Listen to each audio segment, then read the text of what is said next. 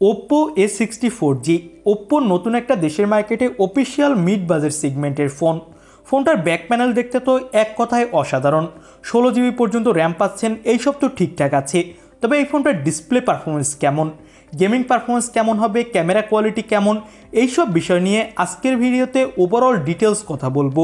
ফোনটার ভালো খারাপ সব দিক জানতে পারবেন আজকের ভিডিওতে। তো এই ফোনটা কেনার আগে অবশ্যই আপনাকে বলবো ভিডিওটা আমাদের সাথে শেষ পর্যন্ত দেখার জন্য। এই ফোনটার ডিজাইন নিয়ে আলাদা করে কিছু বলার নেই, ফোনটার ব্যাক প্যানেল দেখলে সবারই ভালো লাগবে। ফোনটার ব্যাক প্যানেলে একটা জোস লেভেলের টেক্সচার দেওয়া হয়েছে, যার কারণে এই ফোনটা দেখতে আরও বেশি ভালো লাগছে। দুইটা কালার ভেরিয়েন্ট মার্কেটে আপনি অ্যাভেলেবেল পাবেন। নিচের সাইডে USB Type-C port, 3.5mm audio jack এবং dual hybrid SIM card slot পাবেন। ফোনটাতে সাইড মাউন্টেড ফিঙ্গারপ্রিন্ট সেন্সর দেওয়া হয়েছে। তো ওভারঅল যদি বলি তাহলে লুক ডিজাইনের দিক থেকে এই ফোনটাতে কোনো ধরনেরই কমতি নেই। ফোনটা IP54 সাপোর্টেড, যার কারণে হালকা ধুলোবালি এবং পানিতে কোনো ধরনের সমস্যা হবে না। তবে এই ফোনটাতে কিন্তু ব্যাকসাইডে ইউজ করা হয়েছে পলিকার্বনেট, আর এখানে আপনি প্লাস্টিক ফ্রেম পাবেন। ফোনটার ফ্রন্টে ইউজ করা হয়েছে একটা মিডল পাঞ্চল কাটিং ডিসপ্লেটা হলো 6.67 ইঞ্চি মাপের, যেটা একটা 90Hz রিফ্রেশ রেটের IPS LCD প্যানেল। তবে এখানে কিন্তু HD+ ডিসপ্লে ইউজ করা হয়েছে, এটা অবশ্যই আপনাকে খেয়াল রাখতে হবে। আর এর পিক ব্রাইটনেস দেওয়া হয়েছে 950 নিটস। তো এই ফোনটার ডিসপ্লেতে আপনি তেমন একটা ব্রাইটনেসের ঘাটতি পাবেন না এই ফোনটা সানলাইটে অথবা হেভি লাইটের মধ্যে ইউজ করলেও।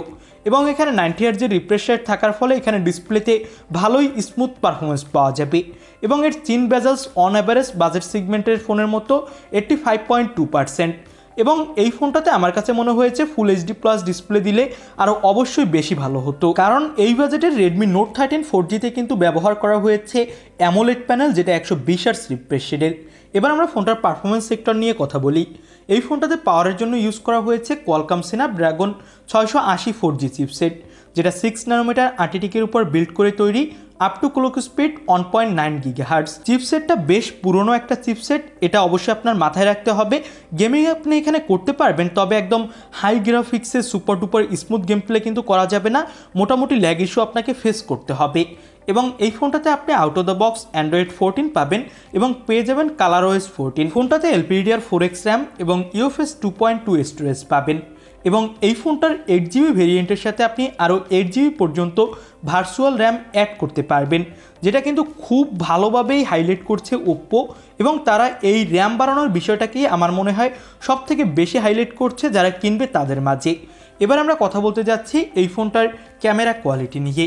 ব্যাকসাইডে ফোনটাতে 50 মেগাপিক্সেলের প্রাইমারি ক্যামেরা ইউজ করা হয়েছে, সাথে পেয়ে যাবেন 2 মেগাপিক্সেলের ডেপথ সেন্সর। ব্যাকসাইডের ক্যামেরা দিয়ে আপনি ফুল HD+ রেজলিউশনে আপনি ভিডিও রেকর্ডিং করার সাপোর্ট পাচ্ছেন। সামনে ইউজ করা হয়েছে এই ফোনটাতে 8 মেগাপিক্সেলের সেলফি ক্যামেরা। সামনের ক্যামেরা দিয়েও ফুল HD+ রেজলিউশনে ভিডিও করতে পারবেন। ফোনটা দিয়ে তোলা কিছু ছবি আপনি দেখতে পাচ্ছেন, ভালোই ফটোগ্রাফি করা যাচ্ছিল, একদম খারাপ না, আবার অনেক বেশি ভালো এমনও না, অন অ্যাভারেজ এই বাজেট সেগমেন্টের ফোনের মতোই। তবে আমার কাছে মনে হয়েছে 8 মেগাপিক্সেলের একটা আল্ট্রা ওয়াইড ক্যামেরা অ্যাড করলে আরও বেশি ভালো হতো। ফোনটাতে 5000 mAh ব্যাটারি পাবেন, 45 ওয়াটের ফাস্ট চার্জার থাকছে বক্সে। এবার আমরা প্রাইস নিয়ে কথা বলবো। ফোনটার বেস ভেরিয়েন্ট 828GBর দাম রাখা হয়েছে অফিসিয়ালভাবে 22,990 টাকা এবং এর 8/256GBর দাম রাখা হয়েছে 24,990 টাকা। তো এবার বলি এই ফোনটা আপনার কেনা উচিত হবে কিনা। আমার মনে হয় না যে এই ফোনটা আপনার অফিসিয়াল মার্কেটে এখন কেনা উচিত হবে, কারণ এর থেকেও ভালো বিকল্প কিন্তু আমাদের হাতে রয়েছে। রিয়েলমির বেশ কয়েকটা ফোন আছে, এছাড়া Redmi Note 13 এই ফোনটা কিন্তু এই সেম দামে লঞ্চ করা হয়েছে, এর থেকে অনেক ভালো স্পেসিফিকেশন দিয়ে।